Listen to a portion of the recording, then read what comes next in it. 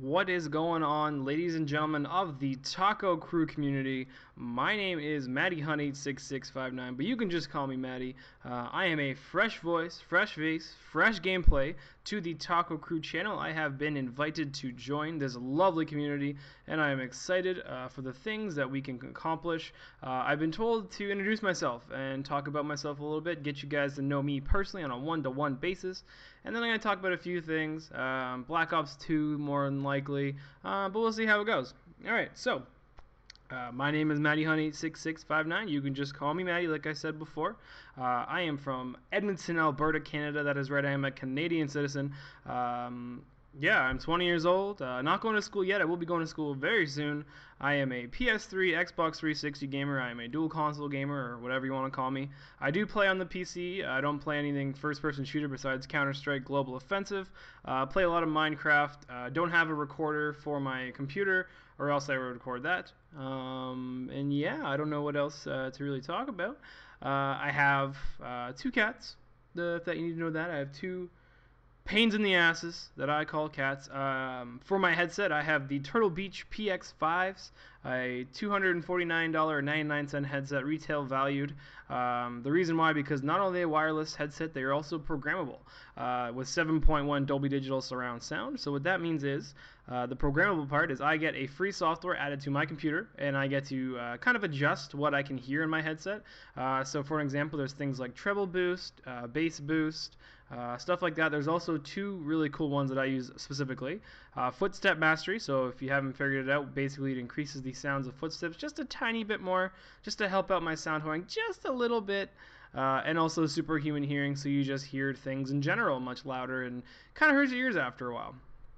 But yeah, I'm going to be giving you guys a few tips, not really necessarily about this certain gameplay here, but kind of general idea when you're playing Call of Duty. People can get wrapped up in the gun action, kill streaks, support streaks, which are a pain in the ass, by the way.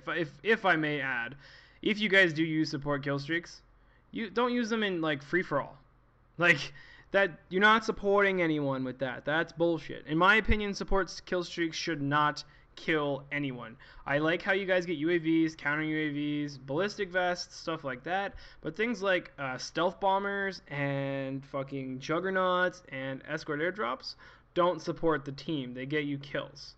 Support kill streaks shouldn't get you kills, but that's just my opinion. Anyways, if you guys have never had a headset before, I would recommend getting one. Now, there's tons to choose from, so I know it's kind of confusing. I would recommend, if you're obviously younger and don't have a job, or your parents won't fork out $250 for the headset I got, just go into EB Games, you know, kind of talk to someone there and kind of get a headset that covers both ears first off, because I know that there's a few headsets that only cover one. You want to cover both headsets. That way you can hear, because basically how it works is the cheaper ones are going to have stereo. So you're going to hear left and you're going to hear right.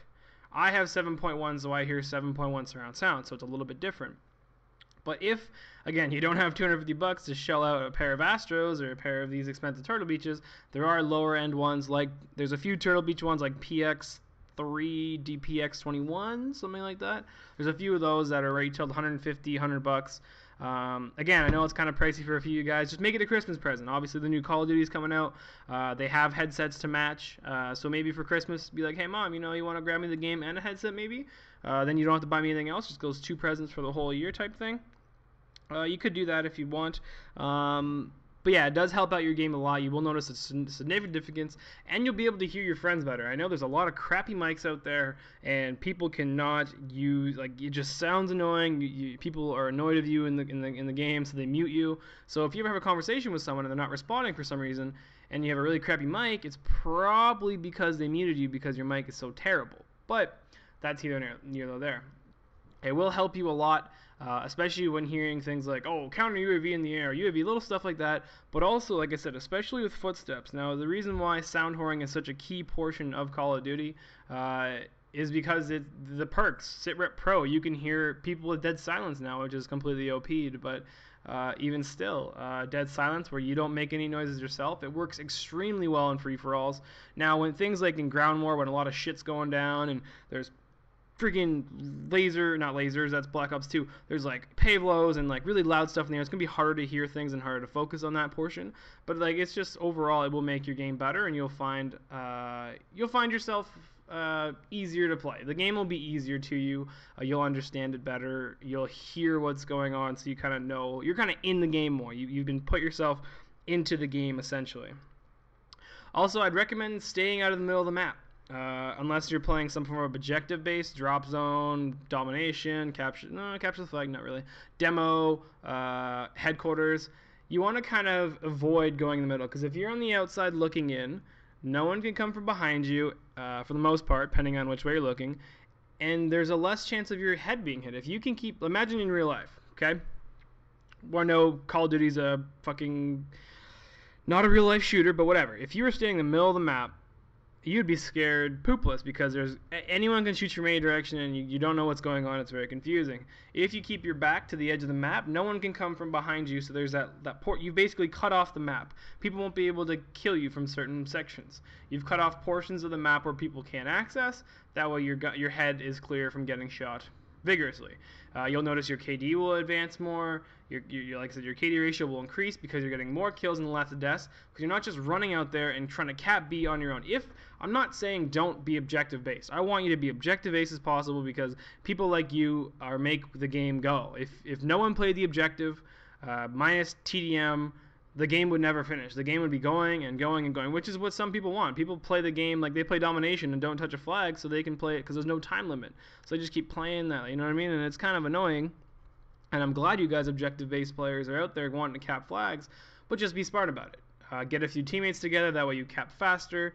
I'm just trying to, guys, help you out overall with a few tips, just to, like I said, raise your KD a bit, still get a lot of wins that way, and just overall, you'll find your gaming experience better. You won't be getting gayed as much. You won't be getting bad kill streaks. That you won't be giving them kill streaks. Like if you give someone a kill streak, like as you'll see in this gameplay here, I go through my kill streaks twice.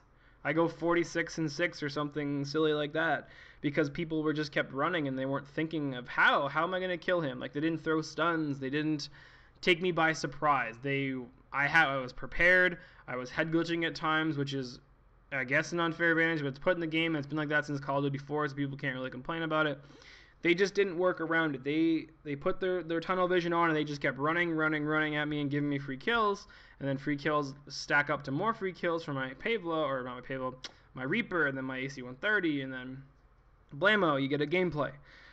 So again, this is just a few tips I want to give you guys, kind of basically do what the people in this map didn't, essentially, is obviously they shot down my stuff relatively quickly, which is really cool. I'm glad that they did that, because I would have had a uber beast game if they didn't.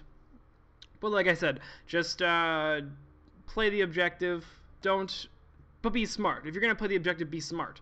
You can't keep dying. If you go 4-21 with 10 caps, yeah, that's good that you got 10 caps, but you gave away 21 kills. And people like me eat that shit up. We love you giving us 21 kills for no reason at all. It lowers your KD, which isn't a big deal, I guess, if you're not a big deal of it.